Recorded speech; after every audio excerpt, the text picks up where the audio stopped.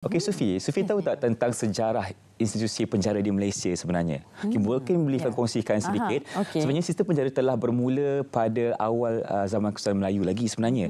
Dan kalau kita ikut sejarah selepas itu, apabila syarikat India Timur telah pun duduk di Penang ketika itu. Jadi di India waktu itu berlaku kepadatan banduan di sana. Jadi mereka mengangkut banduan di India dan bawa ke Pulau Pinang ketika itu. Dan itu merupakan sejarah bagaimana penjara wujud di Malaysia. Dan pada tahun ini kita akan menyambut sambutan Hari Penjara yang ke-234. Wow. Jadi untuk kita mempericikan tentang ini, jadi kita bersama dengan Timbalan Komisioner Penjara, Tuan Muhammad Rosidik bin Musa, Pengarah Bahagian Pembangunan Profesionalisme Jabatan Penjara Malaysia untuk memperincikan lagi tentang sambutan Hari Penjara yang ke-234. Assalamualaikum, selamat pagi Tuan. Waalaikumsalam Irfan, Sofia.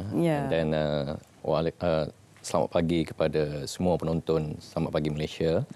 Dan betul seperti kata Irfan tadi itu bahawa Jabatan Penjara telah menjelajah sebenarnya sepanjang 234 tahun sejak sebelum merdeka lagi. Betul. Yang mana kita telah berada di Malaysia ini untuk melaksanakan pelaksanaan hukuman kepada banduan lah kalau peringkat dahulu.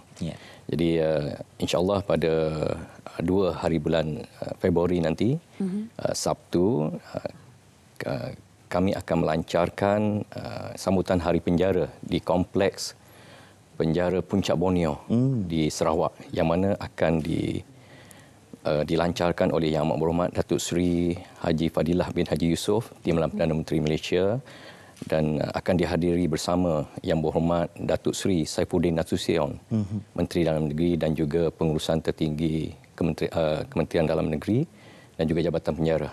Dan insya-Allah ianya akan berlaku di sana nanti. Pada 3 Mac Pada 2 Mac. 2 Mac 2024 nanti di Sarawak. Okey, dan selain daripada itu Tuan, kami difahamkan tema yang diangkat pada tahun ini adalah reformasi koreksional membangun peradaban. Jadi mungkin apa yang ingin dibawakan melalui tema ini Tuan? Okey, alhamdulillah sepanjang 234 tahun tadi itu, kalau dulu kita melihat penjara ini lebih kepada penahanan ataupun lebih kepada punitive justice. Tetapi hari ini selepas reformasi yang kita lakukan, kita lebih kepada restorative justice. Iaitu kalau dahulu kita lebih kepada menghukum, mendera, mengongkong, kawal mereka di dalam tembok penjara ataupun pagar penjara. Tetapi hari ini kita beralih kepada restorative justice, akan melibatkan pemulihan kepada di dalam komuniti, di dalam masyarakat, Sofia. Dan inilah perkara yang merupakan satu reformasi correctional. Dan kalau kita lihat correctional itu sendiri lebih kepada kalau analoginya kita mencari punca sebenar. Mengapa seseorang banduan itu dimasukkan ke dalam penjara, bukan hanya menahan dan membebaskan mereka. So itulah lebih kurangnya dari segi maksud tema sambutan reformasi correctional membangun peradaban. Ya, jadi Tuan Rosidik, dalam kita memastikan perancangan reformasi correctional yang berjaya dilaksanakan, apa di antara indikator yang perlu kita lihat supaya ianya lancar seperti yang dimahukan oleh pihak penjara sendiri? Okey, tentulah kalau kita lihat penjara di Malaysia ni, satu-satunya jabatan penjara jelah yang mempunyai kapasiti dari segi punca kuasa untuk melaksanakan hukuman di bawah sistem keadilan jenayah di Malaysia. Jadi apa yang kita ukur ataupun indikator yang kita ukur dari segi kejayaan pelaksanaan correctional di Malaysia ini, pertamanya kita melihat dari segi menilai, mengukur kadar residivis ataupun kadar pengulangan semula pelakuan jenayah bagi penghuni yang dibebaskan daripada penjara. Terutamanya warga negara Malaysia lah, selepas mereka bebas daripada penjara dalam tempoh 3 tahun, mereka tidak dimasukkan semula. Dan kerana melakukan kesalahan di dalam penjara lah. Yang kedua, kita akan ukur indikatornya dari segi kesesakan. Kesesakan penjara kita tidak melebihi 20%. Dan begitu juga ke banduan riman, banduan yang belum jatuh hukum tadi ini, kita akan ukur tidak melebihi 20% berada di dalam penjara. Dan keempatnya, kita akan mengukur dari segi incarceration rate ataupun kadar pemenjaraan yang ada dalam penjara tidak melebihi, iaitu kalau ikut kadar dunia, 145 orang per 100,000 penduduk. Jadi kita buat masa sekarang, kita di Malaysia, kita menggunakan indikator ini untuk kita ukur bahawa kita berada di tahap mana. Kan? Di tahap sama ada kita masih mundur di belakang ataupun kita separa dengan dunia lah. Dan kesemua indikator ini adalah yang saya maklumkan tadi adalah yang kita lihat, yang kita ambil daripada dunia, dan kita lihat contohnya kadar residivis kita tidak melebihi 20%. Kita 17.86% kadar residivis yang bebas daripada fasiliti. Fasiliti ini maksudnya bebas daripada penjara, direct bebas. Dan bagi kejayaan kita kalau ikut laporan daripada UNODC, United Nations on Drug and Crimes, kadar residivis di dunia antara 30 ke 50%. Di penjara lain lah. Penjara lain. Kebiasaannya begitu. Bukan saya kata semua penjara di dunia macam tu, tetapi secara puratanya kadar yang dilaporkan di bawah laporan UNODC adalah 30 ke 50%. So di Malaysia hari ini, kadar pembebasan facilities, pembebasan daripada penjara ni, yang residivis hanya 17.8%. Ini berjaya. Dan dengan reformasi yang telah kita buat ini, kita ada satu lagi, kita mengukur kadar residivis yang bebas di dalam komuniti, yang ada program, yang bebas secara terancang. Kita hanya 2.4%. Yang ini iaitu yang dibebaskan melalui program parole, pembebasan kita integrasi dengan komuniti. So keempat-empat perkara tadi itu akan kita ukur sebagai mengelambangkan kejayaan koreksional kita. Okey, dan tadi Tuan ada bercakap tentang kesesakan penjara itu sendiri, dan berdasarkan Kementerian Dalam Negeri juga telah pun memberi salah satu fokus pada tahun 2024 berkenaan dengan perkara itu. Dan apa antara strategi daripada pihak penjara sendiri untuk memastikan perancangan berkenaan dengan isu kesesakan di penjara ini dapat dilunaskan, dan juga mungkinlah ada plan jangka panjang dan juga plan jangka pendek ketiga ini. Okey, Sofia, memang pihak Kementerian Dalam Negeri, pihak kerajaan menggariskan KPI kepada jabatan. KPI ini digariskan bukan semata-mata untuk kita capai kurang kesesakan. Dia ada isu, dia ada perkara yang perlu kita lihat. Okey. Menggariskan kesesakan tadi, kita menggariskan kesesakan tidak melebihi 20% digariskan oleh pihak KDN. Daripada 20% tadi itu, kita telah capai 17.8%. Okey.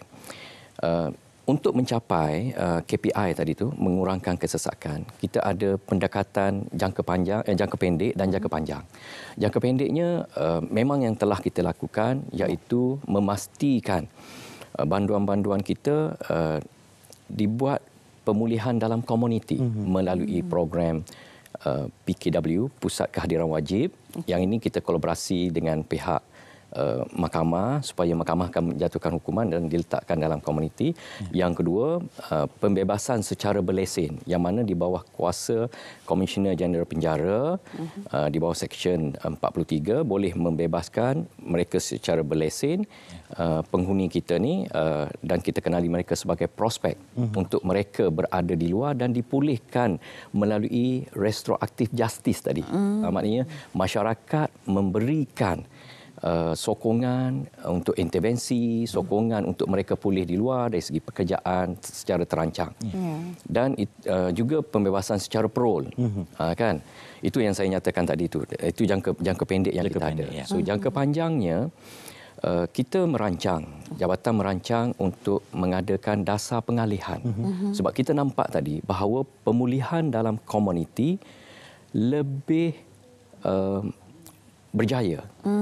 Kan? Maksudnya hanya 0.24%. Maksudnya yang prospek kita atau pembanduan yang bebas melalui terancang tadi diusahakan pekerjaan dan dia ada sokong bantu kepulihan, intervensi dia dekat luar.